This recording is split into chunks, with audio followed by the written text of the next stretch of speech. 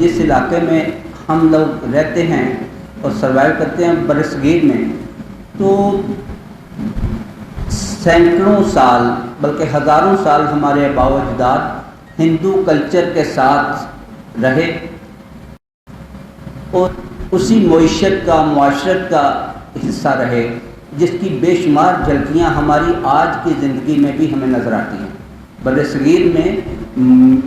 Majority of our forefathers was living in third fourth class, تو وہ جو بھوک، وہ افلاس، وہ تنگ دستی جو ہے وہ ہمارے اذہان میں سینکڑوں سال سے محیط ہے اور اسے نکلنے میں بھی ٹائم لگے گا۔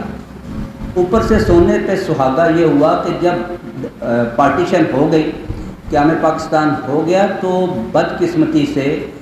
جیسے چوئی صاحب نے فرمایا، جاگیرداروں نے، اسٹیبلشمنٹ اور بیوروکریسی نے باہم گٹھ جوڑ کے ذریعے اس قوم کو صحیح ٹریک پہ آنے کا رستہ ہی نہیں دیا اور ڈے ون سے اس قوم کی آزادی سلب کر لی۔ صرف یہ ہوا کہ گورے آقاؤں کی جگہ پہ ہمارے کالے آقا، انہوں نے ہمیں گرفت میں لے لیا اور آج تک ہم اسی گرفت میں چلے آ رہے ہیں۔ ابتدائی دنوں میں ہمیں چند دن قائد محترم کی رہنمائی ملی، لیکن عمر نے بھی ان سے وفا نہ کی اور یہاں پہ جو گٹھ جوڑ تھا اس نے بھی انہیں چلنے نہ دیا۔ ذوالفقار علی بھٹو کے راستے میں جو دیوار بنے،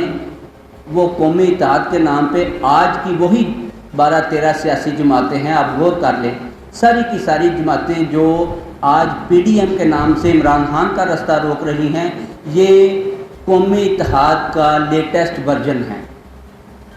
صرف ایک فرق پڑا ہے کہ اس وقت کی بائیں بازو کی جماعت کہلانے والی پیپلز پارٹی کے جب سے زرداری صاحب کے ہاتھ میں آئی ہے، تو انہوں نے یہ سبق سیکھا کہ رائٹ ونگ میں جانا بڑا آسان ہے، اسٹیبلشمنٹ کے ساتھ رہ کے اچیومنٹ کرنی، اپنے مفادات کو تحفظ دینا بڑا آسان ہے۔ سو بہتر یہی ہے کہ کتنے ہوں کشتاں چ پے رہیے، سورا بھی مر گیا، بیبی بھی ٹر گئی، تو ہوں ایزی گو والا بھی ہے، سو بھی ایزی گو والا آگے ہوئے۔ بیسٹ وے تو میں سمجھتا ہوں یہ ہے کہ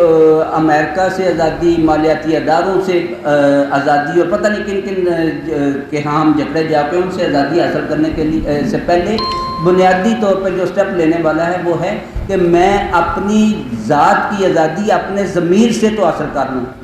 اگر میں نے اپنے ضمیر سے آزادی حاصل کر لی تو پھر میں اس قدر ہوں گا کہ ایک سٹیپ فارورڈ کروں اور اپنے ساتھی، اپنے ہم جولی، اپنے سٹیٹس کے مطابق جو لوگ ہیں ان سے کھری بات کروں اور کھرا ریسپانس لوں۔ اگر یہ ایٹیٹیوڈ ٹورڈ دی نیشن جو بڑھتا جائے گا، ہماری آزادی مستحکم ہوتی جائے گی۔